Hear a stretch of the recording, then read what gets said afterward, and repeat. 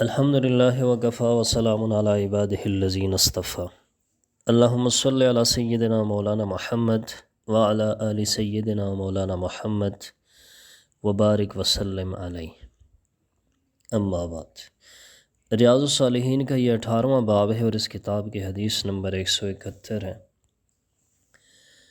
بسم اللہ الرحمن الرحیم۔ عن جابر رضی اللہ عنہ قال، جابر رضی اللہ تعالیٰ عنہ سے روایت ہے، وہ فرماتے ہیں کان رسول اللہ صلی اللہ علیہ وسلم اذا خطب، کہ رسول اللہ صلی اللہ علیہ وسلم جب خطبہ ارشاد فرماتے احمرت عیناہ، تو آپ صلی اللہ علیہ وسلم کی آنکھیں سرخ ہو جاتی، وعلا صوتہ، اور آپ صلی اللہ علیہ وسلم کی آواز بلند ہو جاتی، واشتد غضبہ، اور آپ صلی اللہ علیہ وسلم کے جلال میں اضافہ ہو جاتا، حتیٰ کأنہ منذر جیش، جیسے کہ آپ صلی اللہ علیہ وسلم کسی بہت بڑے لشکر سے ڈرا رہے ہوں۔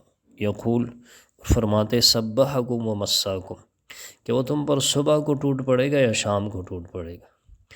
وہ یقول، اور ارشاد فرماتے بعثت انا والساعۃ کہاتین، اور فرماتے کہ میں مبعوث ہوا ہوں، میں اور قیامت اس طرح ہیں کہ جیسے یہ دو انگلیاں ہیں۔ وَيَقْرِنُ بَيْنَ إِصْبَعَيْهِ السَّبَابَةِ وَالْوُسْطَى، اور آپ صلی اللہ علیہ وسلم اپنی شہادت کی انگلی اور درمیانی انگلی کو ملاتے۔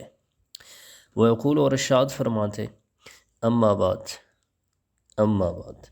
فَإِنَّ خَيْرَ الْحَدِيثِ کتاب اللہ، کہ بہترین کلام وہ کتاب اللہ ہے۔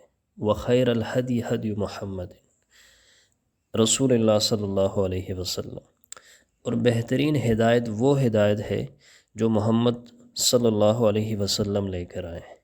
وَشَرَّ الْأُمُورِ مُحْدَثَاتُهَا، اور بدترین کام وہ ہیں جو نئے ایجاد کیے جائیں، دین میں نئے ایجاد کیے جائیں اور نئے پیدا کیے جائیں۔ وَكُلَّ بِدْعَةٍ ضَلَالَةٍ، اور ہر نیا کام، ہر بدعت وہ گمراہی ہے۔ ثم یقول، اور پھر ارشاد فرماتے انا اولیٰ بکل مؤمن من نفسہ، کہ میں سب سے زیادہ ولی ہوں ہر مومن کا، اس کے نفس سے بھی زیادہ ولی ہوں۔ من ترک مالا فلأہلہ، جس نے مال چھوڑا تو اس کے وارثوں کا ہے۔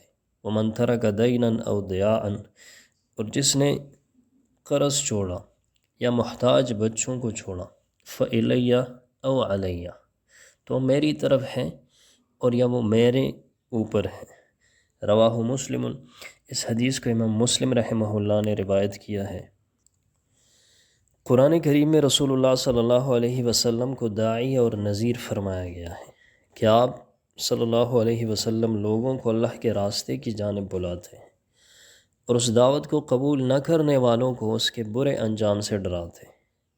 چنانچہ اس حدیث میں بھی رسول کریم صلی اللہ علیہ وسلم کی داعی اور نذیر ہونے کی شان نمایاں ہے کہ بعض اوقات آپ صلی اللہ علیہ وسلم خطبہ دیتے تو جاہ و جلال ظاہر ہوتا اور آواز مبارک بلند ہو جاتی، اور آپ صلی اللہ علیہ وسلم اس طرح لوگوں سے مخاطب ہوتے کہ جیسے ایک عظیم لشکر صبح سویرے یا شام کو ان پر ٹوٹ پڑنے والا ہے۔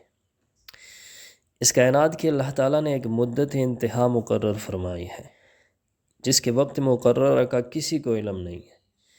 کائنات کے اختتام کے اس مرحلے کا نام قیامت ہے۔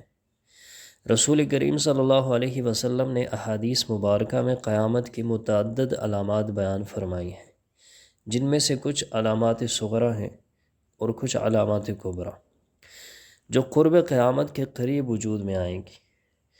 رسول کریم صلی اللہ علیہ وسلم نے اس حدیث مبارک میں اپنی بعثت کو قیامت کی علامت قرار دیا ہے، کیونکہ نبی کریم صلی اللہ علیہ وسلم خاتم النبیین ہیں۔ آپ صلی اللہ علیہ وسلم کے بعد کوئی اور نبی نہیں آئے گا۔ آپ صلی اللہ علیہ وسلم کی نبوت اور رسالت پر سلسلہ نبوت ختم ہو گیا اور اب قیامت ہی آئے گی۔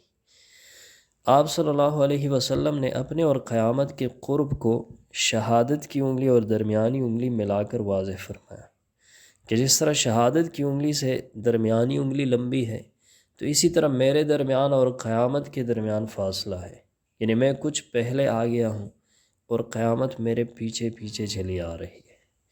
حضرت مستورد ابن شداد رضی اللہ تعالیٰ عنہ سے روایت ہے کہ رسول اللہ صلی اللہ علیہ وسلم نے فرمایا کہ میں قیامت کے قریب مبعوث ہوا ہوں، اور اس سے اس قدر پہلے آ گیا جس قدر یہ انگلی اس انگلی سے آگے بڑھی ہے، اور اپنی شہادت کی انگلی سے اور درمیانی انگلی سے اشارہ فرمایا۔